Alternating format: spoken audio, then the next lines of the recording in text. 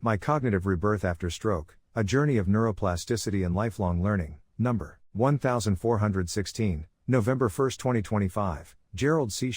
EclaireMD Foundation category, Stroke. Preface. When I suffered my hemorrhagic stroke, I never imagined that what followed would not be a decline, but a transformation. Most people expect a stroke to take away memory, reasoning, or speech. Yet, to my surprise, I began to notice something else. My cognition was not only returning, it was actually improving. My reasoning became sharper, my recall deeper, and my ability to connect ideas across disciplines stronger than ever before. The chairman of the stroke department at Stanford confirmed that such cognitive improvement after a stroke is possible, though extremely rare. Most patients regain partial function, but few exceed their prior level. I happen to be one of those rare cases. The reason, I now realize, lies in both neuroplasticity and my lifelong preparation for it. A lifetime of mental training. Over 42 years, I studied at 7 colleges across 8 disciplines: mathematics, physics, biomechanics, mechanical and structural engineering, economics and marketing, business management, computer science, and artificial intelligence. Later, I spent 9 years self-studying psychology and 16 years self-studying various diseases of internal medicine.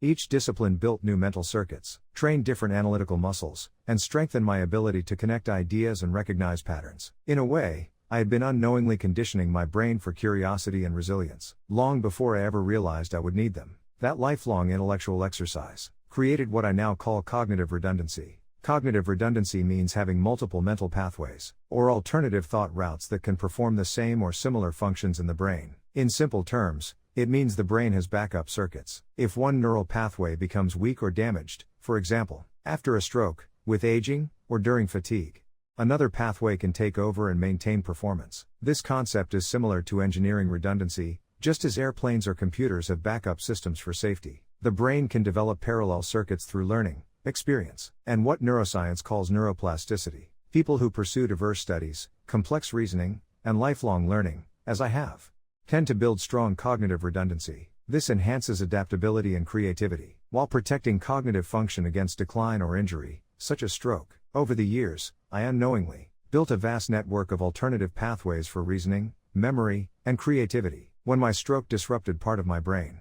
those dormant circuits and cross-disciplinary connections, trained long ago, came alive. The brain, like any dynamic system, restores equilibrium by redistributing its load. My own post-stroke memory, recovery and cognitive improvement became living demonstrations of that principle. Neuroplasticity in action. During my post-stroke recovery, neuroplasticity, the brain's ability to rewire itself, created new neurons and reconnected old pathways, circuits. But in my case, the rewiring process did something remarkable. It reactivated knowledge and skills I had learned 5 or 6 decades ago, but never fully applied, not even in my years as a CEO or as a medical researcher. Concepts from mathematics, physics, and engineering, such as topology and stochastic methods for structural safety, long stored in the deep memory areas of my brain, suddenly resurfaced with vivid clarity. I began recalling equations, spatial reasoning tools, and conceptual frameworks from these 2 old disciplines, and integrating them with what I learned during my MIT years in the early 1970s, when I studied dynamic plasticity under Professor Norman Jones and artificial intelligence under Professor Patrick Winston. These long dormant memories have now become my new instruments and research tools for medical discovery. I began to understand that this was not random recall. It was an intelligent reorganization of knowledge, my brain rebuilding itself, using the most efficient patterns available from my past. In essence, the energies of neuroplasticity have reconnected and reactivated my own intellectual topology, scientific and personal realization.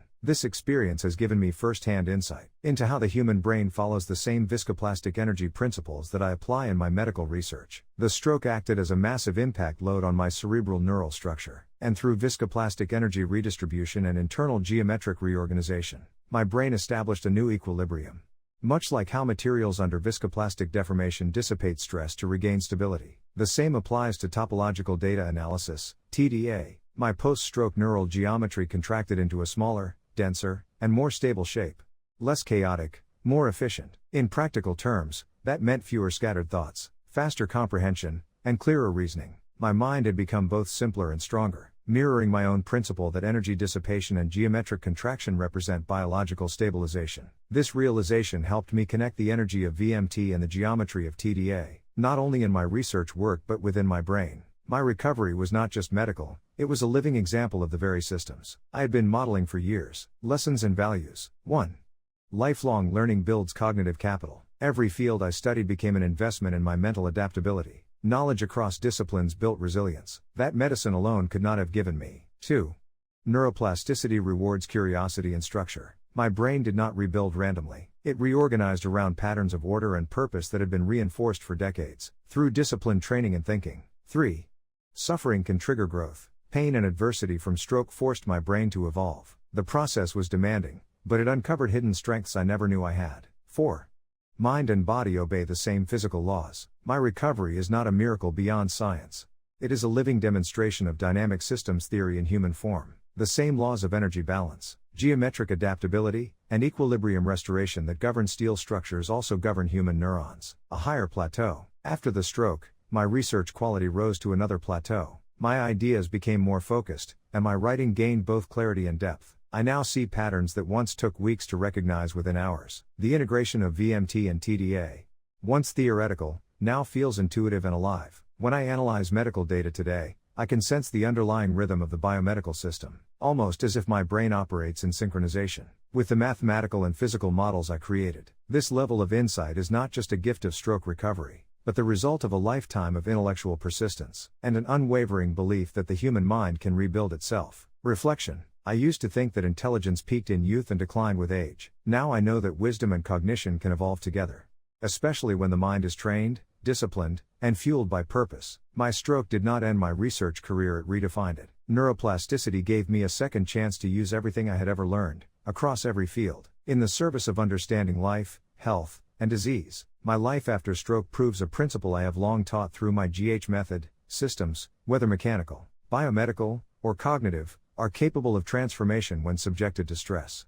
Not destruction, but evolution. Conclusion. I am not just a survivor, I am living evidence that the brain, like my years of academic pursuit across 8 disciplines, did more than earn degrees. They became the invisible scaffolding that my brain used to rebuild itself. Today, my mind feels sharper, clearer, and more connected than ever before. This is not coincidence. It is proof that learning, curiosity, and discipline are the greatest forms of neural insurance we can build in a lifetime. My recovery, powered by science and purpose, stands as both a personal triumph and a scientific confirmation of the profound potential within the human brain. Disclaimer: I write this paper not for fame, but to share what I have learned so others can understand their health, prevent disease, and live longer, healthier lives. This content is for educational reference only, and does not constitute medical advice. No doctor-patient relationship is created. You may share this summary freely, but it must not be altered, edited, or republished as your own. All intellectual property rights and copyrights belong to the author. Gerald C.